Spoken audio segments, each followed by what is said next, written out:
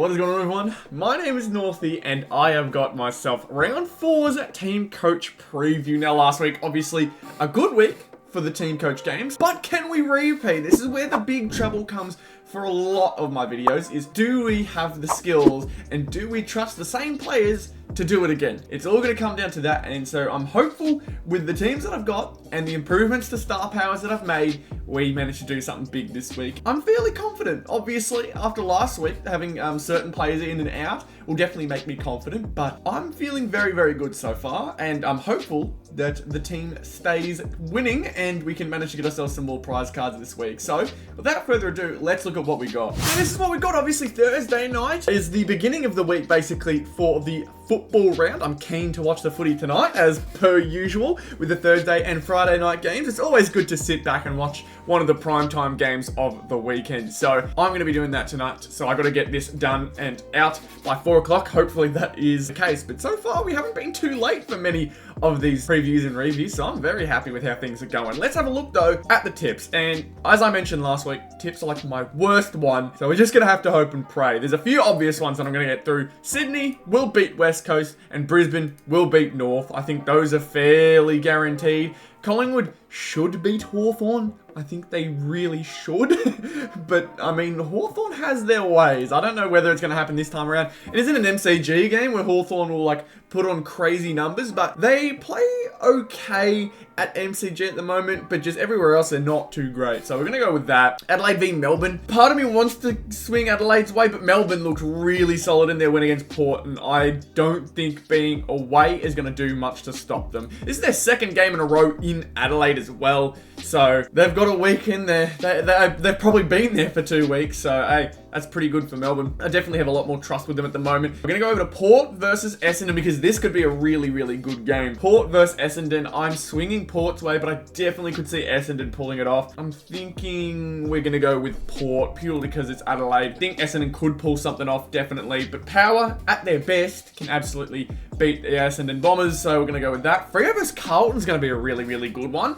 Technically, both of them are away. You'd think one would be much more away than the other in this situation, but they're both just as away as each other. One from the west, one from the east, and they've both met in South Australia. But I'm going to go ahead and say that Carlton picked this one up. It's a battle of the undefeated, I believe. Both are 3-0. Yeah, 3-0 or 4-0, something like that. One of them is at least 3-0, Freo. And then we've got the Blues, who are probably up there as well. Gonna go with Carlton. I think I can trust their play a little bit, but definitely wouldn't be surprised to see Freo win. Gold Coast versus the Giants. This is going to be a fun one. Surprisingly fun one from the expansion clubs here. The most recent ones, obviously Tassie coming soon, but Gold Coast versus the Giants. I'm actually going to swing the Giants' way. I think Gold Coast is still too unreliable to me. They lost to the Dogs, and to me, that just doesn't make sense.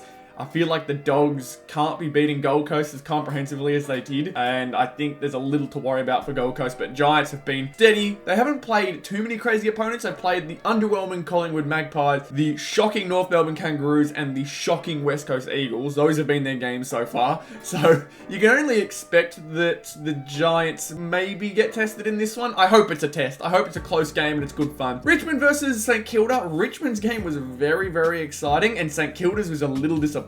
I want to swing Richmond's way, but I honestly do not know. I hope that they've found something. I'm actually going to tip the upset here. I'm going Richmond with this. And then the Dogs versus the Cats. This is a very, very interesting matchup. Who do I trust more? Do I trust the old guys at Geelong or the continuous letdowners, I think is the word I'm looking for?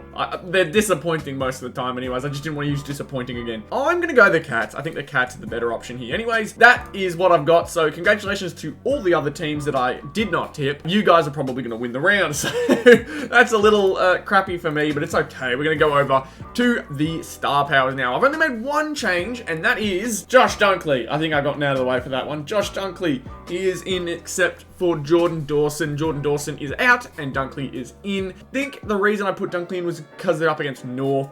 I know it's not like a forward mighty, But then again, I don't expect that to be the case. I know Tom Green had a big game against the likes of North Melbourne and West Coast. He's been on a tear as per usual for Green this season. He's been really good. Although I haven't chucked him in for Caleb Sarong. So this could be an interesting change, seeing Tom Green out.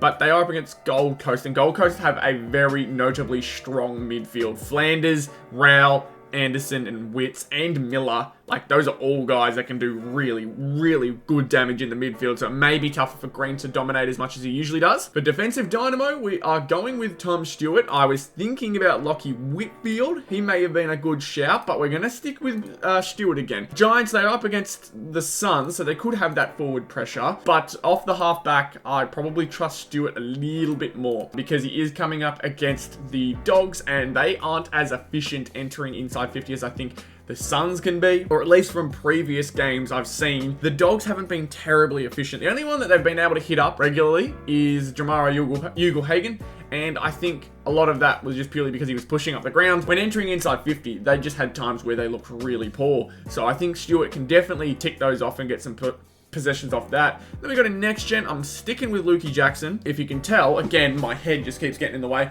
There's not too many great ones to pick in here. The only one I was thinking was maybe Logan McDonald because he's up against the West Coast Eagles.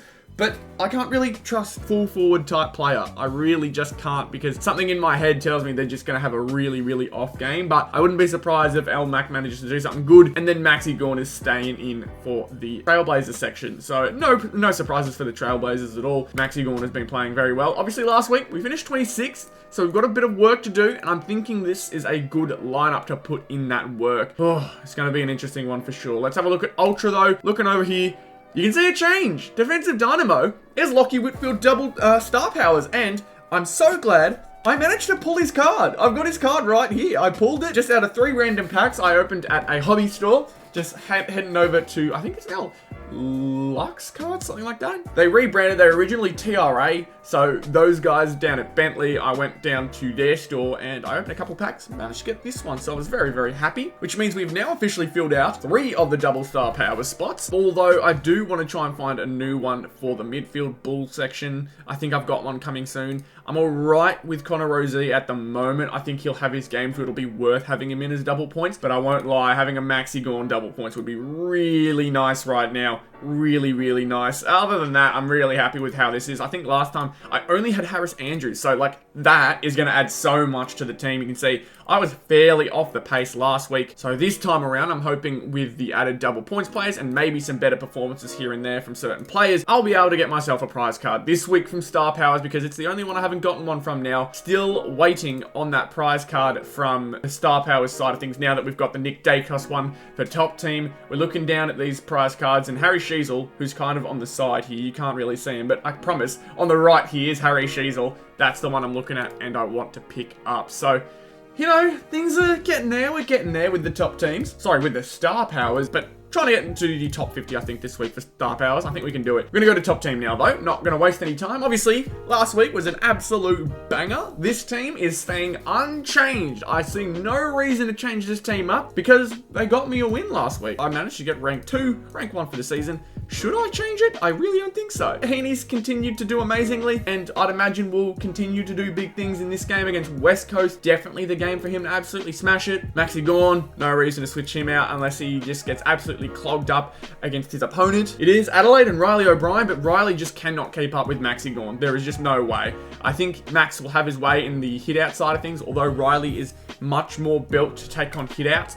But I think to average 36, I think Maxi could get 36. He could get around 20 to 30. He could have a really poor hit-outs performance, but because of the fact that Maxi is just so much more adjust to long games, just he runs up and down, he's a lot more involved in the play. I expect some big things from him, maybe a couple goals even from him. You don't really get that from Riley, so hopefully that's a good matchup for Maxi. Caleb Strong, he stays in because why not? I also managed to put in some more best and fairest cards, and James Warpel actually topped last week, which was crazy because Warpel doesn't really do that, but he's having a good start to his season, so maybe keep that in mind for other games. And then Harry Sheasel stays in because he's been just consistently at that 120 mark. You can see 122 for him for the season. Good stuff, Harry. So there's the top 4. Like I mentioned, rank 2 last week, rank 1 for the season. We've got to hold up. We've just got to do it. We go to the midfields and defenders and forwards for top 18. And there's a fair bit of change. For some reason, when I logged in, all of my cards were different and all of them were taken out. So I had to actually put them in again. So I maybe made some changes I didn't actually want to make, but it made me think and refresh my mind. So you can see here, there are a lot more higher average players. You can see we've got ourselves Harry Sheasel, Luke Ryan, Tom Stewart, Whitfield, who's back in this week. I almost missed him, but Whitfield has been consistently averaging a good amount. So 100, I'll absolutely take. All I need to do is average 100. And like last week, that'll get me a prize card. I didn't quite average it, but 10 points off is not that much. So I just need to do it again, and we've got another prize card. If I can just get to that 100 average, we've got a big week ahead of us. And I think we can do it. The backline is absolutely made for it. We see a whole bunch of players who can definitely put their work in. We go to the midfield, and definitely some players primed for big weeks. We got Dunkley and Neil. I was thinking about just Dunkley, but I realized they're up against North. There's a good chance that they'll have absolutely ripper games, so I've put them both in. Sarong stays in because he's been doing very well. I've put in Nick Martin. He is playing against Port, so it's probably going to be in their backline a fair bit. It's just a matter of whether he stays in that backline and if it gets kept in there, because although Essendon won, that ball lived in the Essendon backline for like a good 2-3 quarters, so that's where he got all his posies from. I don't expect a 44 posse performance again, but if he can get some easy marks, hit 30 possessions, maybe sneak a goal, like if he maybe switches into the midfield. But honestly, this is my biggest risk of the week. Tom Green, I expect big things from him as per usual. And then the forward line, we've got 2 Carltons and 2 Sydney players. The Sydneys are up against West Coast. I think Papley is going to have a big game again. Thinking about like the likes of Logan McDonald, is he a chance for a really big game? Could they hit him up a bit? I do not know. I think a smaller forward like Papley and Heaney, who's getting his runs in the midfield, definitely works a lot better for them, because Papley is a small forward. He's not going to have a direct target like McGovern and Barras. They're not going to be looking for him. I'd imagine one of them is going to go to McDonald. One of them may go to Papley, but it'd be a very strange thing to see Barras or McGovern try and keep up with Papley. That'd be a very strange situation, but I know one will definitely go to McDonald. I can't remember the other Sydney forward who may go to him, but I like Papley's chances. The Carlton forwards, especially Mackay, man, he's back to his regular form. He's having a great start to his season, so it'll be interesting to see how he plays. And we've got Brian Myers, who's been a sneaky little pick for me this season. I've picked him in my super coach. People thought I was weird, and he's had a great start to the season. He's been doing quite solid. And then the other one, Lukey Jackson, who I think this is his last week without Sean Darcy, so he's got his ruck work. He's got his work cut out for him. It'll be very nice to see how he plays it out. So, Lukey, best of luck to you, mate. I've got a lot on you. But last week as well, 6th place. I showed you before, but 6th place is very good. And a top 10 spot for the top 18 season is very good as well. Let's see if we can add to that, man. I want to see myself get at least 1,800 this week. I'm really going to test myself. I think this is definitely a week to do so. And if we can get even higher than that, I'd say the prize card is just about wrapped up for me. So, we got a lot to look forward to this week. That is where I'm going to end this one. Best of luck to every single one of you. I know some of you have already won prize cards, as you've let me know in the comments, and I'm hopeful that there's a lot more to come from you guys as well. I've seen that they've updated the top team to top 10 and top 20 for the prize cards, which is awesome to see, because that's how it should have been to start, but I haven't seen it yet for star powers, so it is a bit difficult to start, and I wish you guys the best of luck. I hope you can manage to do so and get yourself in that prize card section. So best of luck again. I hope I can manage to get a second one. I'm not going to be taking a Nick Dacos from anybody at this rate, so he's completely up for you guys. Let me know who you do pick up if you manage to win as well. And of course, be sure to like, comment, and subscribe to the channel if you enjoy all the content you've been seeing. It's been awesome to see all the new subscribers joining and playing along with me. It's really good fun. So thank you again for watching, and I'll see you all in the next one. Goodbye.